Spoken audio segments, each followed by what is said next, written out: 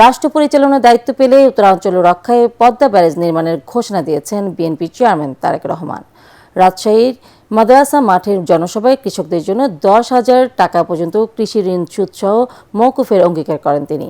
12 ফেব্রুয়ারি নির্বাচনে নির্ধারিত হবে দেশ কোন দিকে যাবে উল্লেখ করে তিনি বলেন, ধানের শীষ বিজয়ী হলে ভোটের পর দিন থেকেই শুরু হবে জনগণের দিন, বাংলাদেশের অগ্রগতির পথে নতুন যাত্রা।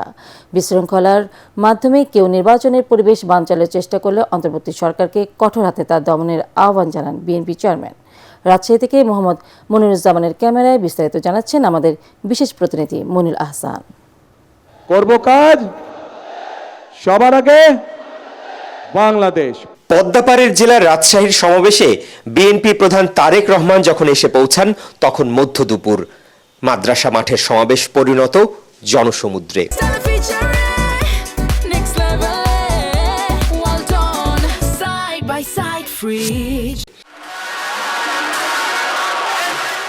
শাহ মখদুম রহমতুল্লাহ আলাইহির মাজার জিয়ারত করে স্ত্রী ডাক্তার জুবাইদা রহমানকে সাথে নিয়ে সরাসরি মঞ্চে আসেন তারেক রহমান।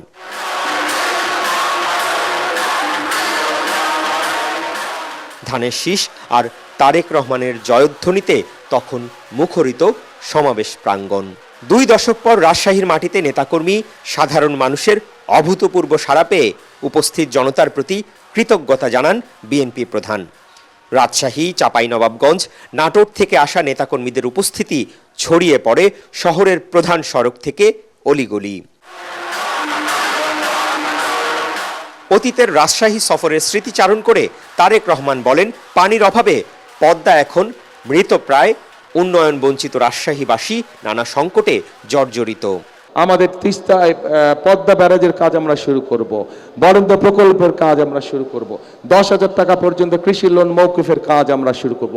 এই কাজগুলো হচ্ছে জনগণের কাজ এবং এই কাজগুলো ইনশাল্লাহ 12 তারিখে ধানের শীষ জয়যুক্ত হলে পরে ইনশাল্লাহ 13 তারিখ থেকে শুরু হবে জনগণের জয়যাত্রা। মাইক্রোফোন হাতে মঞ্চের নানা প্রান্ত ঘুরে ঘুরে বক্তব্য রাখতে গিয়ে তারেক রহমান বলেন, অতীতে ফ্যাসিবাদী সরকার উন্নয়নের নামে দুর্নীতি, লুটপাট, দুঃশাসনের মাধ্যমে দেশকে ধ্বংসের দ্বারপ্রান্তে নিয়ে গেছে।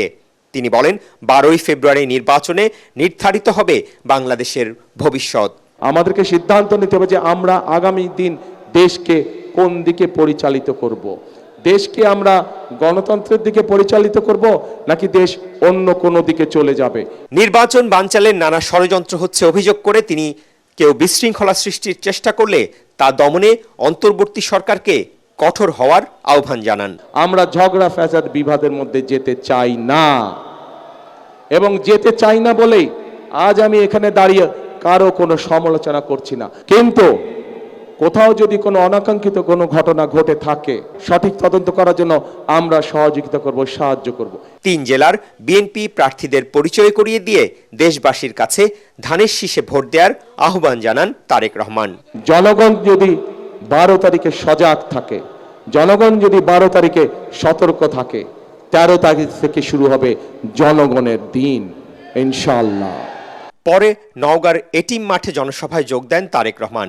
বিশাল সমাবেশে কৃষি প্রধান এই অঞ্চলের কৃষকদের কল্যাণে তার দলের নানা পরিকল্পনার কথা তুলে ধরে ধানের শীষে ভোট চান তিনি। আমরা পরিকল্পনা গ্রহণ করেছি যে কৃষি সংক্রান্ত যেগুলো মিল ফ্যাক্টরি আছে, যারা কৃষি সংক্রান্ত কৃষি পণ্য নিয়ে যারা মিল ফ্যাক্টরি করবে তাদেরকে আমরা বিশেষভাবে সহায়তা প্রদান করব, যাতে করে তাদের মিল ফ্যাক্টরিগুলোতে এই অঞ্চলের মানুষের, এই অঞ্চলের ছেলেমেয়েদের যাতে কর্মসংস্থানের ব্যবস্থা হয়।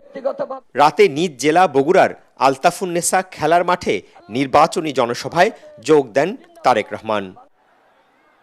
মইনুল আহসান, এটিএন বাংলা, বগুড়া। নির্বাচনের পরদিন 90% চাঁদাবাজের হাত অবশ করে দেওয়ার হুঁশিয়ারি দিয়েছেন জামায়াতের আমির ডাক্তার শফিকুর রহমান। রাজধানীর কারণ বাজার ও মিরপুরে নির্বাচনী জনসভায় এই হুঁশিয়ারি দেন তিনি। শেরপুরে জামায়াতের নেতাকে হত্যাসহ দেশের বিভিন্ন স্থানে সহিংসতার চিত্র তুলে ধরে তিনি বলেন, নির্বাচন কমিশন ও সরকার ব্যবস্থা না নিলে কঠোর জবাব দেওয়া হবে। মিজান সাজানের রিপোর্ট। কারওয়ান বাজারে ঢাকা 12 আসনের নির্বাচনী জনসভায় 12 দফা প্রতিশ্রুতি তুলে ধরেন জামাতের প্রার্থী সাইফুল আলম খান মিলন। কাজেই আমরা এক্ষেত্রে জিরো টলারেন্স দেখাতে চাই। প্রধান অতিথির বক্তব্যে দলটির আমির ডাক্তার শফিকুর রহমান বলেন, চাঁদাবাজ, দখলবাজ, দুর্নীতিবাজদের দিন ফুরিয়ে এসেছে। 13 ফেব্রুয়ারি শুরু হবে নতুন যাত্রা, যেখানে আইনশৃঙ্খলা রক্ষাকারী বাহিনীকে সাথে নিয়ে চাঁদাবাজদের কঠোর জবাব দেবে জামাত ইসলামী। আমরা আশাবাদী 13 তারিখ থেকে বাংলাদেশের চিত্র পাল্টে যাবে ইনশাআল্লাহ। সে নির্বাচন সেই ফলাফল বার্তা দেবে যে এরা কোনো চাঁদাবাজি করে না এবং কোনো চাঁদাবাজি বরদাস্ত করবে না। সাথে সাথে 90 ভাগ চাঁদাবাজের হাত অবশ হয়ে যাবে। বাকি 10 ভাগ যারা থাকবে ওদেরকে বুঝাবো চাঁদাবাজ কার বাবা, কার ভাই, কার সন্তান, চেহারা দেখে চাঁদাবাজের সাথে সেদিন আচরণ করা হবে না। সেই ক্ষেত্রে আমরা হব নির্দয়, নিষ্ঠুর, কঠোর। তিনি আরও বলেন, এবারে নির্বাচনে তাদের দল বা জোট নয়, বিজয় হবে 18 কোটি মানুষের। আলামত ভালো নয়, চতুর্দিকে বিভিন্ন মন্দ আলামত ফুটে উঠছে। হামলা করে মানুষ খুন করা হচ্ছে, অফিস পুড়িয়ে দেওয়া হচ্ছে, জায়গায় জায়গায় বাধা দেওয়া হচ্ছে, গায়ে পাড়া দিয়ে ঝগড়া বাঁধানোর চেষ্টা করা হচ্ছে। আমরা নির্বাচন কমিশন এবং সরকারকে বলতে চাই, আপনারা বলেছেন সুষ্ঠু এবং ইতিহাসের সবচেয়ে শ্রেষ্ঠ নির্বাচন আপনারা উপহার দেবেন। এখন পর্যন্ত জনগণ আশঙ্কায় আছে, আশ্বস্ত হয়নি। আপনারা উপযুক্ত পদক্ষেপ নিয়ে জনগণকে আস্থায় আনেন। পরে তিনি রাজধানীতে আরও 3টি নির্বাচনী জনসভায় বক্তব্য দেন। ঢাকা 14, ঢাকা 16 ও ঢাকা 17 আসনে দেওয়া বক্তব্যে ডাক্তার শফিকুর রহমান বলেন, যারা চাঁদাবাজি করে তাদের জন্য হালাল কাজের সুযোগ তৈরি করে দেওয়া হবে।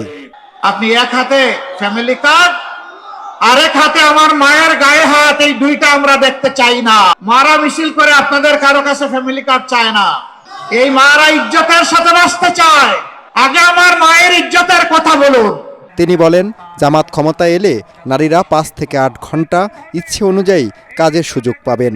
পরিবারের প্রতি গভীর সমবেদনা জ্ঞাপন। মিজান শাহজাহান, এটিএন বাংলা, ঢাকা। রাজধানীতে জমে উঠেছে নির্বাচনী প্রচারণা। সকাল থেকে পাড়া, মহল্লা, বাজার, রাস্তাঘাট সহ বিভিন্ন স্থানে গণসংযোগ করছেন প্রার্থীরা। অভিযোগ পাল্টা অভিযোগে একদিকে যেমন সরগরম নির্বাচনের মাঠ, তেমনি ভোটারদের কাছেও তুলে ধরছেন নির্বাচনী প্রতিশ্রুতির রূপরেখা। জামাল হাসান শান্তর রিপোর্টে বিস্তারিত। নির্বাচনী প্রচারের সরগরম রাজধানীর বেশিরভাগ এলাকা। একে অন্যের বিরুদ্ধে অভিযোগ আর নানা প্রতিশ্রুতিতে চলছে গণসংযোগ। চেষ্টা করছেন ভোটারদের মাঝে নতুন প্রত্যাশা সৃষ্টির।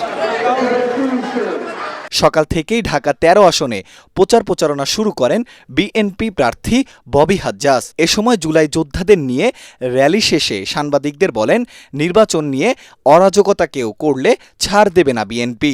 যদি 12 তারিখে কেউ ভোট পোলিং সেন্টার দখল করতে চায়, তাহলে তো নিশ্চয়ই আমরা চুপচাপ বসে থাকবো না। আমরা প্রথমে আইন শৃঙ্খলা বাহিনীর দিকে দৃষ্টি রাখবো, তারা তাদের দায়িত্বগুলো সঠিকভাবে পালন করে। যেন যদি কোনো কারণে তারা পালন করতে ব্যর্থ হয়, তাহলে আমরা আমাদের জনগণের ভোট অন্য কাউকে কারচুপি করে চুরি করে নিয়ে যাইতে দিব না। অন্যদিকে মোহাম্মদপুরে নিজের এবং জোটের জন্য ভোট চান খেলাফতে মজলিসের প্রার্থী মামুনুল হক। 11 দলীয় যে দেশপ্রেমিক এবং ইসলামী জোট, এই জোটবদ্ধ হওয়ার কারণে মানুষের মধ্যে একটা বিপুল আগ্রহ আছে। আমার ব্যক্তিগত পরিচিতি, জোটের পরিচিতি এবং আমাদের সকলের সম্মিলিত প্রয়াস সবকিছু মিলিয়ে রিকশা খুব জোরে সোরে চলছে, আলহামদুলিল্লাহ। রাজধানীর মিরপুরে গণসংযোগে এলাকার উন্নয়নের প্রতিশ্রুতি দিয়েছেন ঢাকা 15 আসনের বিএনপি প্রার্থী। এ সময় তিনি বলেন, ভোটে নির্বাচিত হলে নিরাপদ ঢাকা 15 গড়ে তুলবেন তিনি। একই সাথে নির্বাচনী পরিবেশ নিয়ে উদ্বেগ প্রকাশ করেন তিনি। আমি মনে করি আমার এলাকার জনগণ আমাকে নির্বাচিত করলে আমি এলাকার সন্তান হিসাবে আমার দায়বদ্ধ থেকে আমি আমার এলাকার উন্নয়নমূলক সকল কর্মকাণ্ড আমার এলাকার সকল জনগণকে সাথে নিয়ে আমি একসাথে করবো ইনশাআল্লাহ। আমরা একটা স্বচ্ছ পরিষ্কার নির্বাচন চাই। আমরা মনে করি না যে কোনোভাবে অর্থ, পেশাশক্তি, ধর্মকে অপব্যবহার করে কারো নির্বাচন করা উচিত। সব চ্যালেঞ্জ মোকাবেলা করে একটি সুষ্ঠু ভোট অনুষ্ঠিত হবে, এমনটাই প্রত্যাশা সবার। জামিল হাসান শান্ত, এটিএন বাংলা, ঢাকা।